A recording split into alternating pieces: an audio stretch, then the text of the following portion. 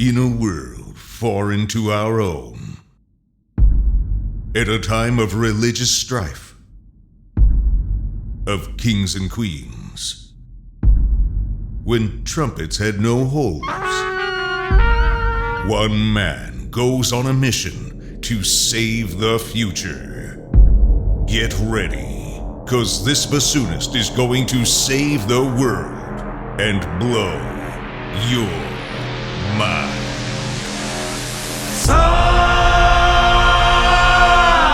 Hello and welcome to the Early Music Podcast Season 3. I'm Andrew Byrne, and strap in and get excited.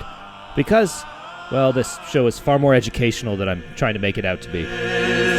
Join me. Our combined strength bring order to the galaxy. Oh, man. And here we go.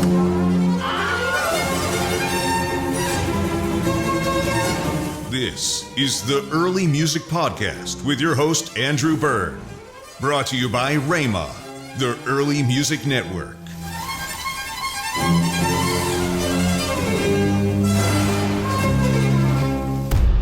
Kawabunga. Episode 1.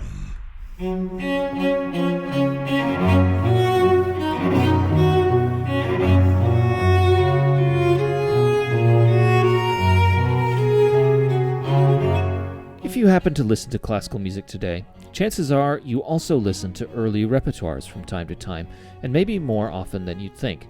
When it pops up on your favorite radio station or a streaming platform, you might perfectly enjoy listening to the music of J.S. Bach, or Antonio Vivaldi, Jean-Philippe Rameau, or Henry Purcell, without putting the early music label on it. But then, why is there an early music sector, with its community of audiences, researchers, and performers? What defines early music? Where does it start?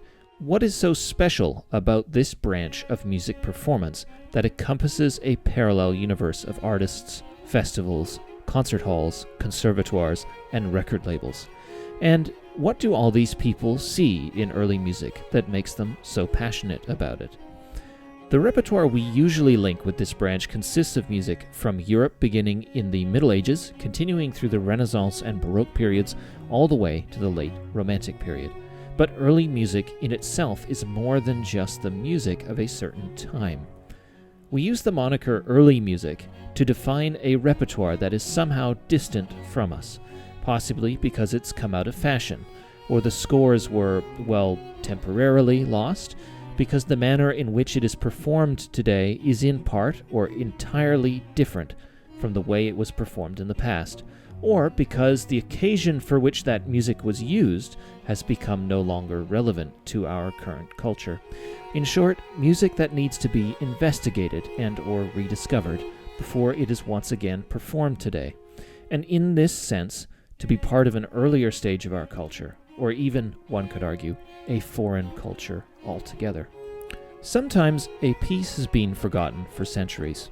Sometimes it has been passed down and has developed its own performance tradition that makes one wonder, what if we heard the original performance of this music? Would we recognize it? And here the impossible quest begins. Spoiler alert, you will never find the answer you're looking for, but that does make the journey more exciting.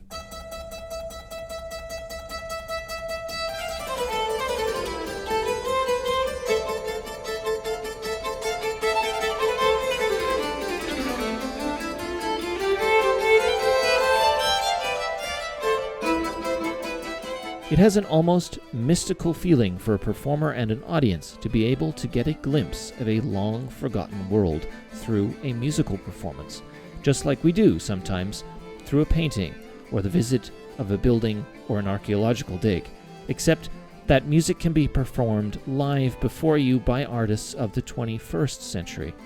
But then, how does a 21st century artist begin the process to understanding the music of the past as a contemporary musician might? There are many steps to this paradoxical artistic journey.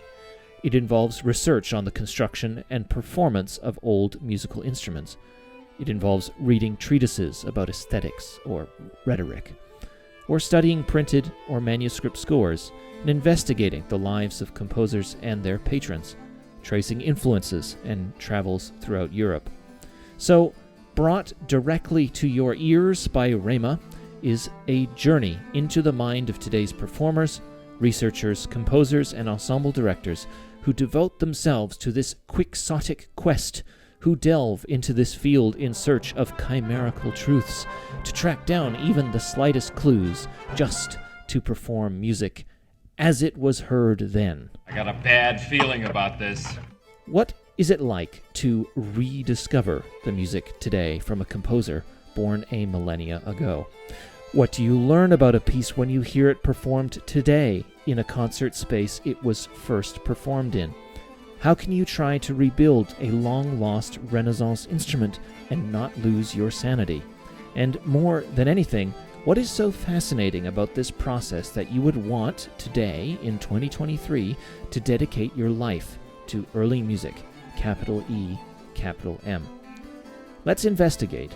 In each of the next 9 episodes, I will speak to guests chosen by REMA for their reputation of being quite particular about one specific characteristic in the study or performance of early music.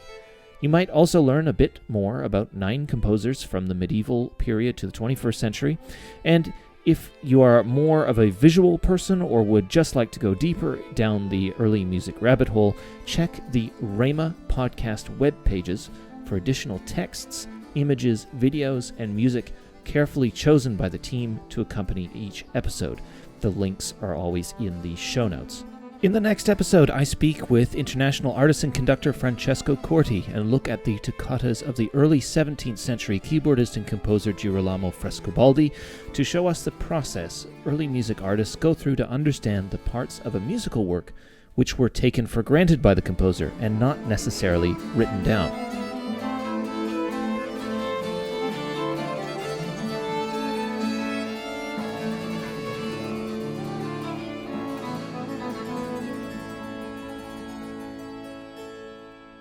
Thanks for listening.